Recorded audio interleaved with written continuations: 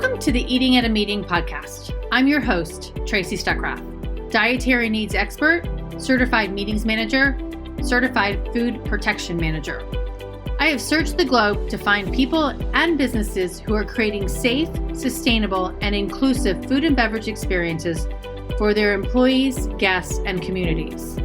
In each episode, you will find authentic conversations about how food and beverage impacts inclusion, sustainability, culture, community, health, and wellness. I know that sounds like a lot, but we're going to cover it all. Are you ready to feed engagement, nourish inclusion, and bolster your bottom line? If so, let's go. Hi, everybody, and welcome to another episode of Eating at a Meeting.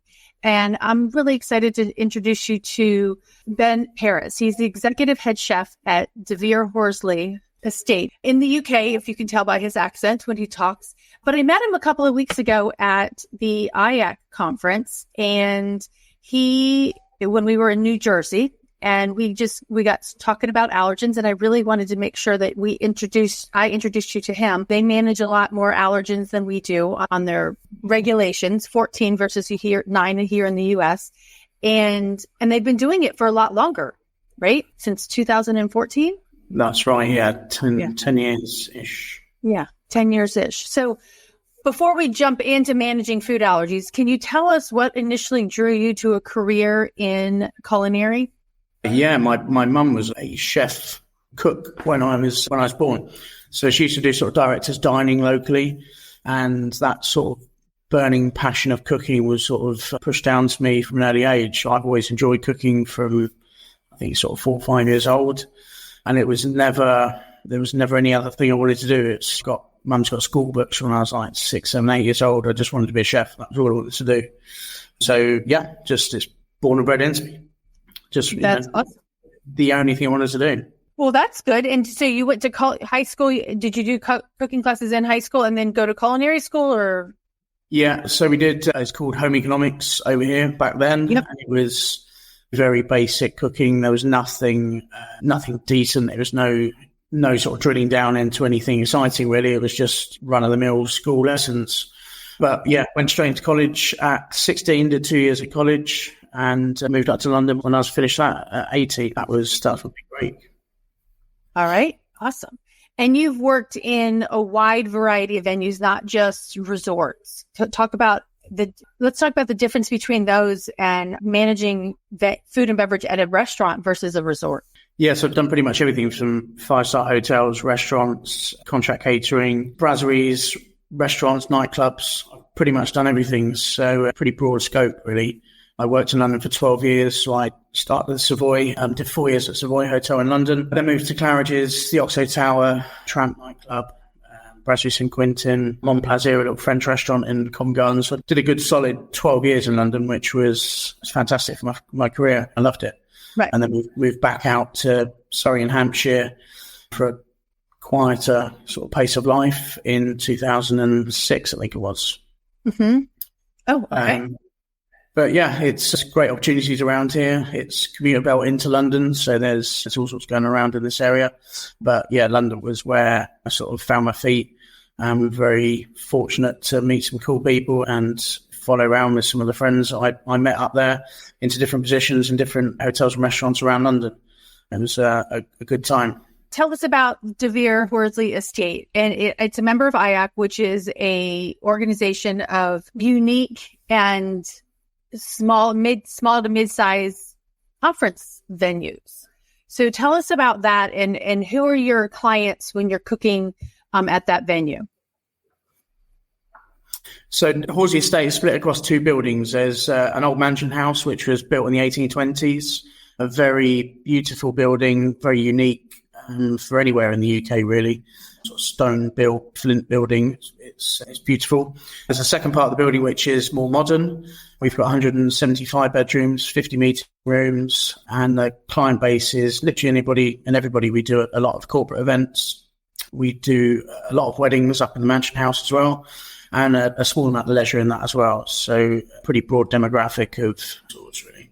But, our main client base is corporate and weddings, really. That's 90% of what we do, with a little bit of leisure thrown in as well. So what's a typical day in the kitchen at the estate? The thing I love about quarantining hotels, no two days are the same. It's full on week to week. I don't spend as much time in the kitchen as I like to, but a portion amount that I spend in the kitchen. Mondays and Tuesdays are generally quieter for me in terms of admin. So I spend a bit more time in the kitchen. I've got some apprentices at the moment from the local college. They're with us on a Monday and a Wednesday, so I try and spend a bit of time with them. There is all sorts of admin that goes on behind the scenes, which payroll, forecasting, menus, wedding meetings, green team meetings. There's all sorts of admin that goes on in the background. Green team? Yeah, we have green team. So that's our sort of sustainability initiative. Okay. There's about 8 of us. We meet monthly to go through sustainability, ESG issues. But yeah, there's a fair amount of admin. There's a lot of mentoring, not only the apprentices, but also my own team. We've got 16 team members, so 4 kitchen porters, 12 chefs. And I'm very fortunate that most of my team have been here or with me for a long time. So my number 2, I've worked with for the last 8 years. He followed me from my previous job. And some of the guys here have been here for sort of 10 or 12 years. So we got a very good team that have been here a long time. They know what they're doing. So I'm very lucky in that sense. We don't have a lot of staff turnover. But yeah, no 2 days are the same. I'm, doing anything and everything from cooking for events and lunches, buffets, weddings, bowl food, canapes, barbecues, anything and everything. But then I have a lot of admin that goes on behind the scenes relating to running a kitchen. Okay. So at the IACC meeting, you sat in a session where I actually did the podcast live and I was interviewing Patrick, and you came up to me, or no, it was actually after my presentation, or was it after my presentation or after that podcast where you're like, okay, I need to talk to you about, I need to talk to you about the laws here in the States versus the UK. And as I said at the beginning, you all have to manage and label for 14 different allergens. And here in the States, we only have to do that on 9 foods that are prepackaged. So can you talk about, and it was the EU 1169, and then since then in the UK, it's also been Natasha's Law, and Owen's Law is coming out, I believe, right? It's being voted on. There's a lot of sad stories relating to allergens, for sure. Yeah. Yeah. So can you talk about, you've been a chef for a long time. So how has this impacted you positively and negatively, I guess, and I don't want to say negatively, but what have your challenges been and what have you found as opportunities in labeling or figuring out menu ideas to accommodate different dietary restrictions? I think, I said, we've been doing it for 10 years now, so it's second nature now. But I think sort of winding the clock back 10 years, it was a lot to get a head round in terms of getting everybody on board and sort of rolling out the training of it. But it has been it's a huge peace of mind for us, me especially as the executive chef, that we have the procedures in place to protect people. My mum has a severe allergy to egg, and she's had a couple of close calls when she's been away on holiday. She had to carry an EpiPen for a while. So I understand firsthand how dangerous it can be. We cook for, on average, 250 people a day across breakfast, lunch and dinner. So we have a large amount of allergens and dietary requirements daily. We're very fortunate here that a lot of our guests are pre-booked. So we know exactly who's going to be on site. We know exactly what allergens they've got beforehand. And generally that is sort of up to a week in advance. So we have menus in place that are group standard for lunch. So our Smart Space offer is our lunch offer. That's done at group level. So we have all the allergen information for our breakfast and lunch. Our dinner menus here are done by ourselves, as well as the wedding or any private event. So we have that backup information for all the other services. But we can adapt any of those dishes for anybody with dietary requirements. And it is probably our number one focus is compliance with allergens. It's a big focus for anybody in the UK. We've got great procedures in place. We've got loads of training for all the staff. That's not only the kitchen, front house, the sales team, anybody that takes a booking. We have an online training system, which is done annually, but then we do bite-sized training on a monthly basis. And then any new starter, before they even start cooking within the business, they have full induction on allergen training before they even start in the kitchen. So our training and communication is great from the point of the customer booking through to when function sheets are issued, discussing function sheet meetings, then on a daily meeting in the kitchen, and all those allergen requirements can be catered to because we've got so much lead time.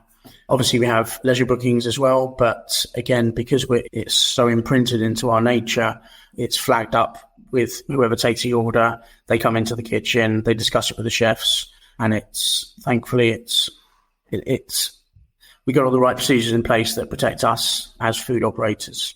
I think the only negative thing with allergens is that we sort of, from somebody that's classically trained with cooking, we are substituting a lot of those classical ingredients and skills out of our repertoire of cooking to sort of accommodate allergens. So traditional mirepoix, onions, carrots, celery, leek, it's no longer celery. So you're changing flavor profiles of classic sauces, classic recipes, because you're leaving out core ingredients. And I think really that's the only thing that I get a bit miffed with occasionally, but it's a sign of the times. We're moving forward with things, and that's where we're at the moment.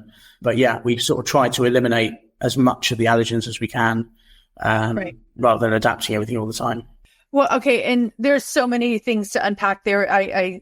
Celery, to me, because we don't regulate that here in the States, that's got to be a really hard one for chefs because you're eliminating that flavor profile. And you might think that, well, celery, it does have a strong flavor profile. Yeah, when you're talking jus and stops and sauces and soups and all that sort of thing, core items that you make, that is, for somebody that's classically trained and been cooking using celery for 27 years, that's quite a big flavor profile to leave out something. Right. And have you found anything that replaces that flavor profile well? No, not at all. I mean, there's celeriac, but there's nothing that we substitute with it at the moment. Okay. So the training, and because your team has been with you for a long time, you were all learning it at the same time when these laws came out, right? And figuring out how to kind of do some of those replacements. And what was the biggest challenge? And I'm saying this as a challenge because there's chefs that still are like, I'm not doing this. This is the way I cook, and that's all. How did you overcome some of those challenges? I think the biggest challenge is the variety of nationalities we have here. I mean, in Europe, we have Polish, Bulgarian, Romanian, Ukrainian, all sorts of nationalities that come work with us. So that the language barrier and sort of it's almost going back to a classroom scenario of really drilling down onto the basics and trying to explain those nuances of things like Worcester sauce and soy sauce and the hidden ingredients, sesame and tahini, and different skill sets. You've got career chefs that have been cooking for 15, 20 years. They're a lot easier to train on that sort of thing rather than an 18-year-old that's straight out of college and is trying to absorb all this information. Then you throw allergens into there on top of it. It's a hell of a lot for the young chefs to take on board. But we've got a good, robust training system in place. It's not only online, it's face-to-face, it's monthly sessions, it's bite-sized sessions as well. We've managed to get around it, but it is very difficult, especially we got the influx of Ukrainians put into a situation where they had to find work very quickly in another country with a language that they don't speak very well. You had to be very, very cautious in the approach of putting them into a service scenario and not fully understanding, our laws and legislations around allergens. So it has been a challenge and continues to be, but it's just down to training and communication. That is the biggest thing we can do. Well, yeah, I agree with that. And listening to attorney yesterday, and he said training is the biggest thing. Is like it's helping you mitigate risks and education. And the more we know, the better off we are. So with all of this happening, do you have a memorable experience where you adapted quickly to accommodate somebody's dietary needs and you're like, oh my gosh, that's delicious, right? Is there anything like that's happened?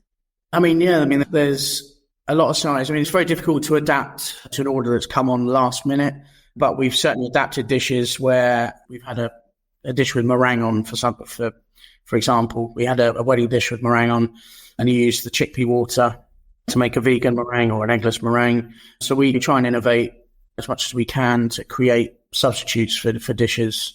Our main focus is really, when it comes to being innovative, is weddings. We have a lot of corporate clients here. We can make amendments on the hop, but when it comes down to somebody's special day, a bride particularly likes the sound of a dish and they've got an allergen and it can't be done, then we would try and innovate and create a substitute for it, such as meringue. But on a day-to-day, it's not something we do all the time, but certainly when it comes down to the big events, the weddings and that sort of thing, we go above and beyond to make sure that we can replicate dishes for everybody. Yeah, because you don't want, it's the movie Four Weddings and a Funeral, right? You don't want the funeral. That's right, yeah. Yeah. Yeah. You want another wedding instead. For sure. Yeah. How do you stay ahead of the curve, and how do your chefs stay ahead of the curve in coming up with new concepts and new ideas of menus? And I'm sure you've got your standard menus, but coming up with new ones, because I mean, everybody's like, oh, I don't want to order off your standard menu. How do you stay ahead of the curve and come up with new ideas that are meeting different dietary restrictions, and especially like vegan and flexitarian, things like that? Yeah, so I mean, staying ahead of the curve, I think, is very difficult because there's constant change. I'm a foodie through and through, so I listen to loads of different podcasts. I read books. I listen to audio books. So I think late last year, the ultra processed food book came out. So I started listening to that, and you sort of realize there's going to be a movement coming from it. So we try and adapt to where we can. But in terms of creating menus, I mean, being pushed from the sales team all the time, it's people want different food items. They want different menus. They want to be catered for in a unique event. And that's the sort of thing that I love doing. We can do so much repetitive business and using core menus and that sort of thing. I love doing things differently. So enjoy the challenge of being pushed to create something differently, whether that's a street food menu from all different areas of the world, or a festival style menu, or whatever. But then trying to create a vegan or vegetarian option in that as well, that makes it just as exciting for those as anybody else that's attending. We've got a large group arriving on Sunday. There's something like 35 different nationalities, and we've got a buffet next Tuesday night where we've select a dish from each of those nationalities to put on the menu, so that they have a slice of sort of home comfort and creates discussion with their colleagues that they're here with. So we have food from Bangladesh and Poland and Sri Lanka and over the world. So that's the sort of thing I enjoy. I enjoy being creative and coming up with new ideas. That's pretty cool. And because then it's helpful for them to feel comfortable. And I like the fact that you said, because then they can educate, hey, this is my favorite dish from home, or things like that, because it broadens our perspective of different food styles. Yeah. So how did you, forgot my question. Okay. So you were just talking about 35 different nationalities. I'm assuming there's not 35 different buffet items on that, but when you're doing a buffet, I want to bring in sustainability aspect here as well. How do you incorporate, when you're meeting dietary restrictions without overproducing too many items? What are your sustainability practices, going back to your green team, that you're incorporating into the kitchen? So we're driven by group level as well as the things we do on site. So we work closely as a team of executive chefs within Vere to create menus that are sustainable. So we try and use as much sustainable produce as we can. When we come up to writing our seasonal menus, we change our core menus 3 or 4 times a year. So we meet up as a team and discuss those. So we use as many sort of sustainable fish, sustainable products as we can when we're writing those core menus. And that's something that it's difficult when you're talking about a national hotel chain, because we have a national supplier. We have the ability to purchase locally, so that's always an option. And we're being pushed for more and more sustainability as time goes on. We're lucky to have a local butchers that we can use, and we have literally turkeys, lamb, beef 5 miles down the road with our local butcher. So yeah, it's something we're being asked more and more of. It's something that we're looking at into more detail in the future, but equally it's something that logistically poses a few challenges because of being a national group with national suppliers. Right. Well, Michael mentioned to me when we were in Jersey that somebody came and said, we want all of our food to come from 100-mile radius. And he's like, well, let's talk salt and pepper. Let's talk flour or whatever. And really had to broaden that perspective of like, this is not mined here or grown here or whatever. So we can't do every single ingredient that way. So how do you balance that sustainability wise versus buying from another country and shipping it in? I think, so what Michael was referring to, our group development chef at the time was pushed to create a menu within a 25-mile radius. And his findings were a straight answer back. Would you like tea and coffee? Would you like spices? Would you like salt and pepper? None of those things are available within a 20-mile radius. Tea's not, something that's grown on our doorstep, same with coffee. So it's about sense checking, really. We've got the ability to be creative as we can, but if you still want those sort of luxuries on the menu, it's not going to be possible in order to deliver a sustainable event. However, we can push for sustainable meat, local producers, local suppliers that can offset that. But in order to do a 20-mile radius menu, it's very difficult. I mean, I don't know if you've heard of the Pig Hotel Group. They're based all around Hampshire. They do a menu that's based within 30 miles. I don't think the entirety of their menu comes within 30 miles, but a hell of a lot of it does. And if you turn on the flip side of their menu, they have a little map of the area and where all their food items come from, which is a pretty cool concept. But I think, like I said, it's something that is being asked more and more. And I think, pretty soon we're going to have to make a big step in that direction. But it can certainly be balanced out to be more achievable in certain areas than to balance out the things that we can't get within 20, 30-mile radius. Right, exactly. I mean, because you can't get everything from 20, 30 miles. And I know one chef I think he was in Ohio. He's like, I buy these items, my staples, my flours, my sugars, my salts from the big food distributors. And then I buy my vegetables and things from the local farmer. A great example is we've got a local gin distillery and they make incredible gin. It's sold all over the country, all over the world. That is classed as sustainable. It's 5 miles down the road. Right. But where does the vodka come from to make the gin? Oh, yeah. Poland. Where does the glass come from that they put the gin into?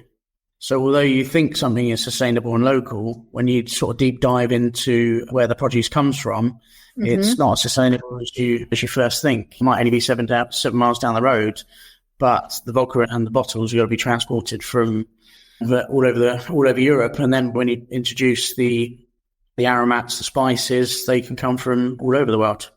So right. It's difficult to find something truly sustainable and local, but there's pockets of it popping up here and there, and we'll hopefully grow with that in the future. Right. And I think it's a good balance, figuring out the balance of that. I'm going to do this, but then on the other side, I have to do this, right? So you're figuring out that difference of that. And speaking of alcohol, the other day I was chatting with 2 people from the UK about allergen labeling on alcohol. Do you, managing that food and beverage side of it, I mean, you could go down to the distiller that's 5 miles away and making that gin and talk to him about, are there any allergens in that alcohol? But how do you approach that on the beverage side of your menus? Do you? I'm not pointing. So we use a system called Procure Wizard for purchasing. Okay. So all of our suppliers load their allergen information onto Procure Wizard. So all of our purchasing is done through there, as well as all of our costings for dishes as well. So as long as all the allergens have been loaded on correctly by the supplier, then our allergen list gets pulled from Procure Wizard into a printable document, which then goes onto each service point. So we've got 3 bars here, as well as pop-up bars. They've all got their own allergen folder next to them with allergens listing for every single drink that's on the menu. Wow. Procure Wizard is a great system. You can type a recipe into there, create a costing. It will automatically create an allergen list. Once you finish the menu, you can pull the allergen list from that menu and then distribute it to each service point. Wow. All right. I'm going to put a comment in there and give the link to them. I think there's something similar to that here called Galley, but I haven't looked at it deep enough to know. But I mean, because that's a big challenge, is like knowing it from all the way from the producer side, all the way through putting it on the table and allowing you to do that. And one of the guys I was talking to, it has a company called it's an app called And It Has, to help identify the allergens on the eater side of it, right? To help you manage that information. But manufacturers are going to change the recipe potentially sometimes, right? Absolutely, yeah. The Procure Wizard helps you do that. Yeah, so the only issue you have to be careful with is obviously being sent substitutes. It's Right. then just checking the substitute item versus what you've ordered. But as a general rule, that is, as long as the allergens have all been listed on there by the supplier correctly and you're getting the correct product that you've ordered versus the correct product that you've put on your costing or on your menu, that allergen list is as accurate as it can be. Yeah, well, and exactly. And I know I was talking to you beforehand. There was a woman who got her allergen was served to her, I'm sure by accident, but what are the steps and procedures that we can do? So, and on that note, I mean, besides your training, what other kind of strategies do you employ in the kitchen to make sure to quality control and quality assure that things are not, no allergens are in specific items that you're saying that they're not in? Does that make sense? It's down to our senior team. So I've got 2 sous chefs and 2 senior chef parties. So as I said, it's drilled into everybody from day one, but it's down to myself and the senior team to be spot checking and just checking the younger guys, all their prep, and making sure when deliveries are coming in, we've got no substitutes, that we're on track with everything we're doing. So it's a manual check on top of a generated allergen template, but it's down to the guys to be there and keep an eye on the guys as much as possible. Okay. So, and then on that note, because I Googled you and I saw that you were doing some judging and some education of the younger chefs, not in your kitchen, but outside your kitchen.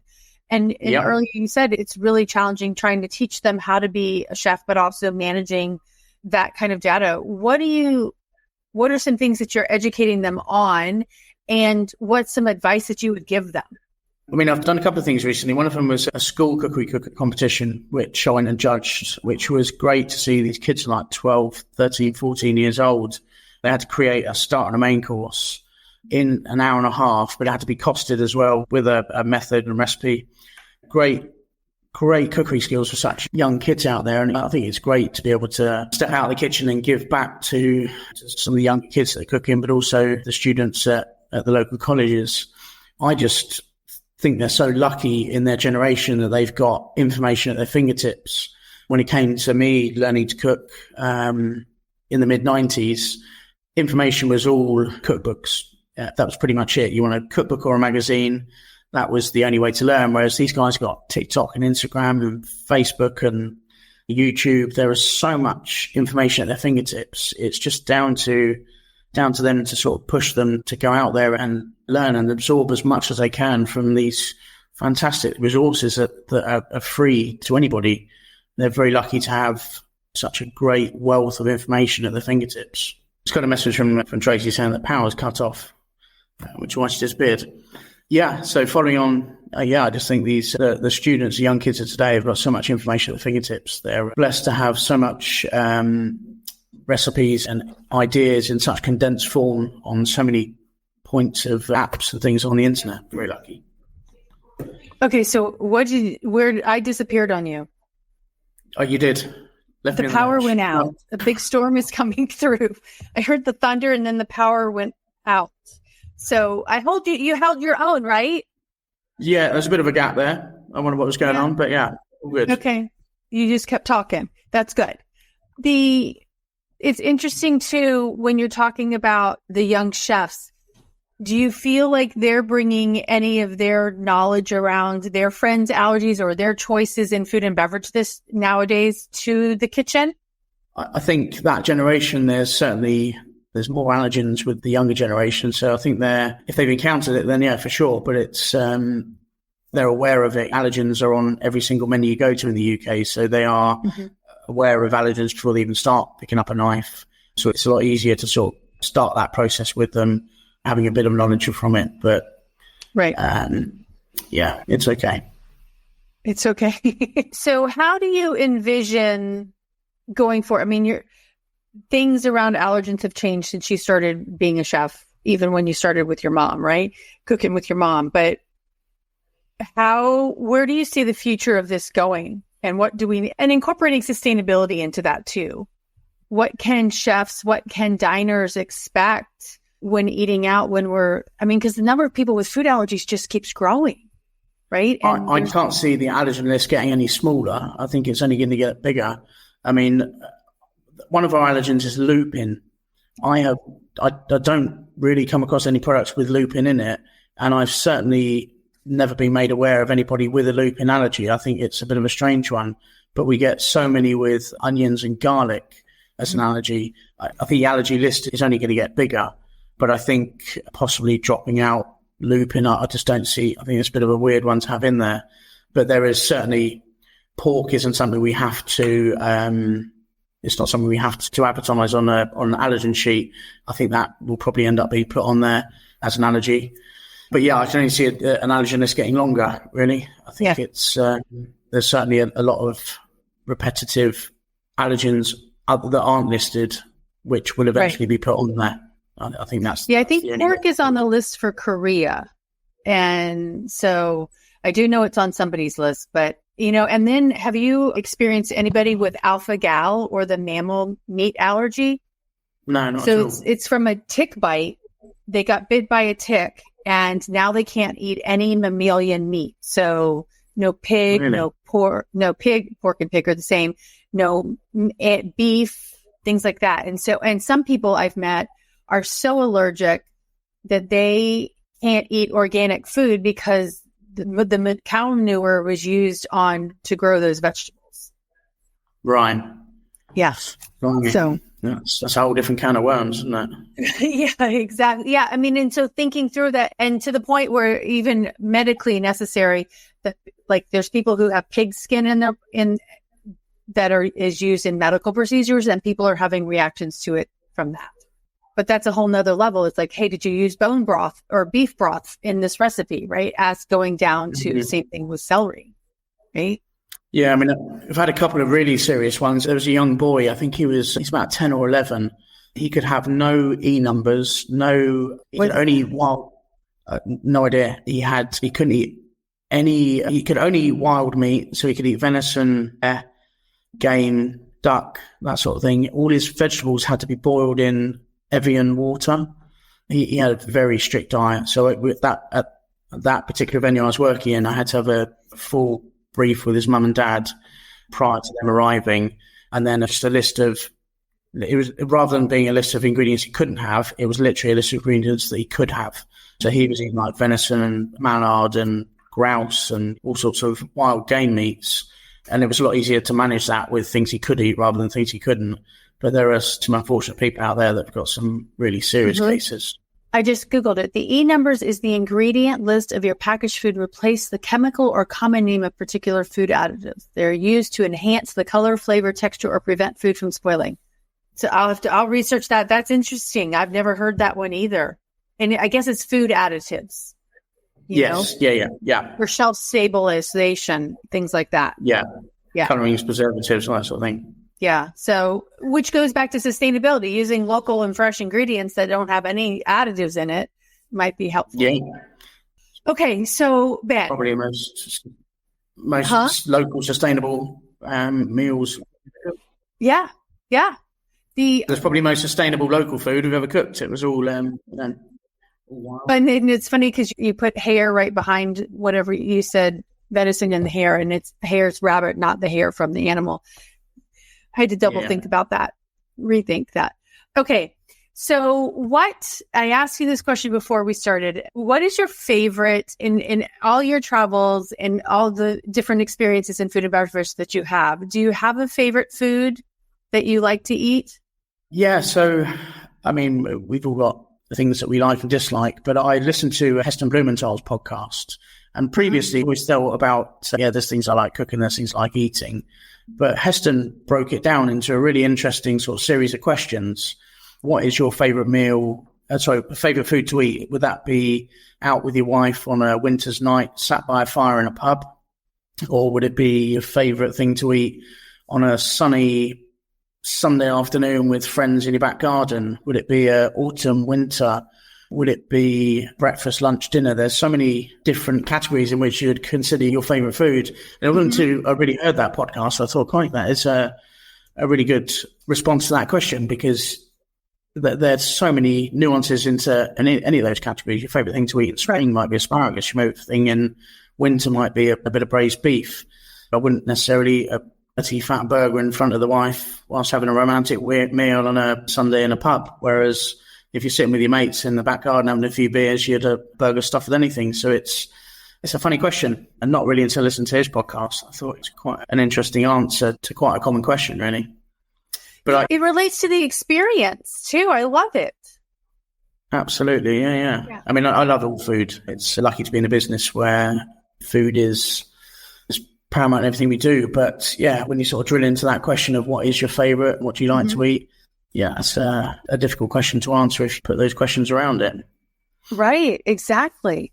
Yeah, because what is your favorite food to eat at a banquet versus what's your favorite food to eat when you're at home? That's completely different. Or at breakfast or at brunch or at lunch or at dinner. They're all different at the end of the day.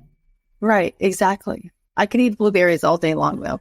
So do you have lots of blueberries where you are? Not really, no. No? I'll get some for you when you visit then. Okay. All right. Yeah. I need to get on the plane and come over and visit you. Okay. So to round this out and thinking through food allergies, thinking through all of your jobs in culinary and the sustainability aspect of what you do at the estate, what does safe, sustainable, and inclusive dining experience mean to you? Safe is compliance, which is everything for us in terms of food safety, hazard analysis. Sustainable is everything we strive to do, which things we discussed. I think the sustainability part is the bit we need to work on. Inclusivity is certainly something that we do really well with. But yeah, inclusivity I don't think is an issue here in the UK in general, but certainly not here.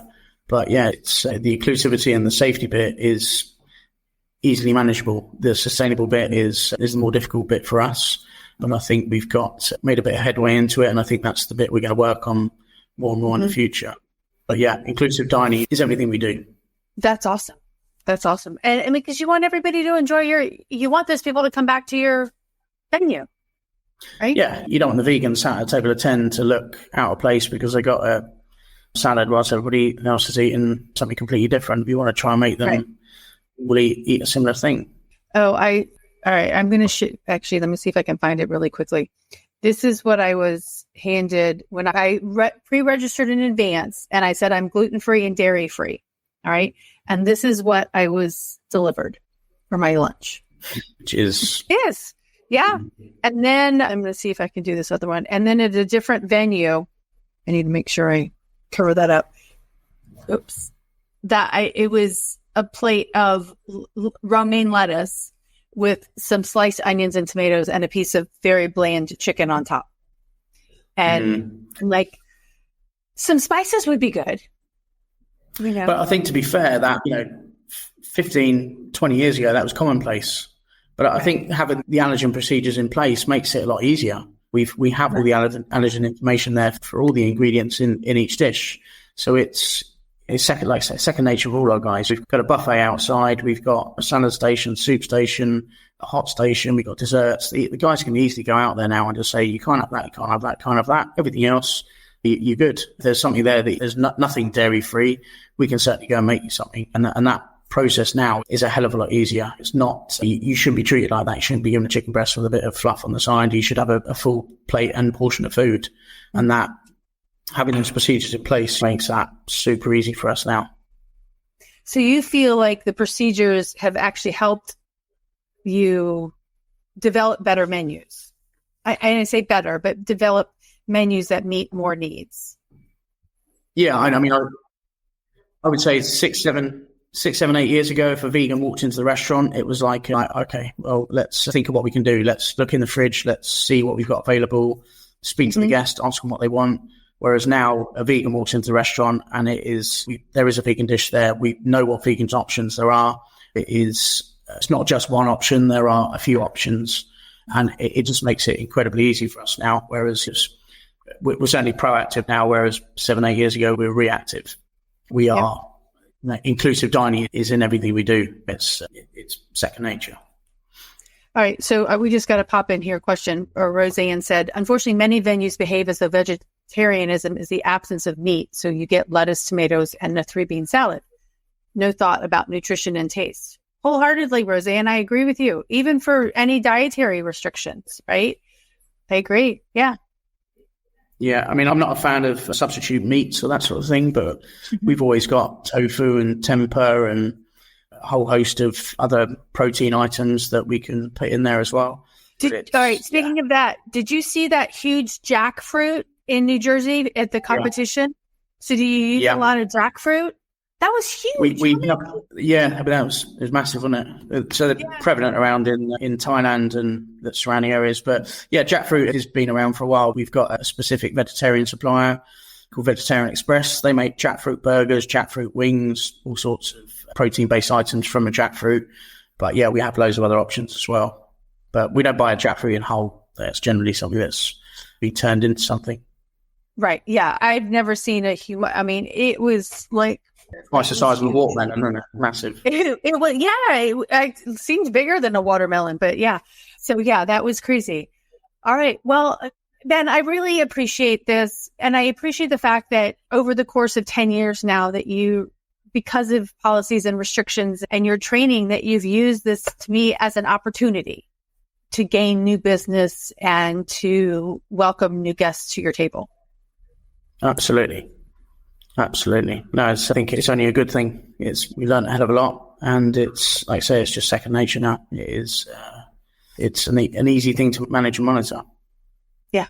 Okay. Well, good. All right, everybody, here is how you get a hold of Ben on LinkedIn. He's under Ben Parris with 2 R's in there. And he's also on Instagram as Parris Private Dining. Did I get that right? That's right. Yeah. Yep. And then, of course, I'm going to put this down at the bottom. The resort is the Vere Horsley Estate. So check that out. And actually, the IACC European Conference is being held there in September, right? In September, yeah, that's right. Yeah. Lots of planning going into that. Okay. So, yes, we need to come out and visit you for that. So, well, everybody, tomorrow I will be back here. I am actually interviewing the CEO of FAIR, which is Food Allergy Research Education. And for the last podcast of the week for Food Allergy Awareness Week, I thank Ben for being here during this week to help me celebrate that and educating and awareness. And I look forward to seeing you. And everybody, until then, stay safe and eat well. Oh, actually, we have a comment real quick before we come in. Seeing Allergy-Safe and Delicious on the same menu offerings would be great. Roseanne, wholeheartedly agree with you. Yes, ma'am. Thank you for tuning in. Appreciate that. And for commenting. So yes, again, everybody stay safe and eat well. And until next time, have a great day.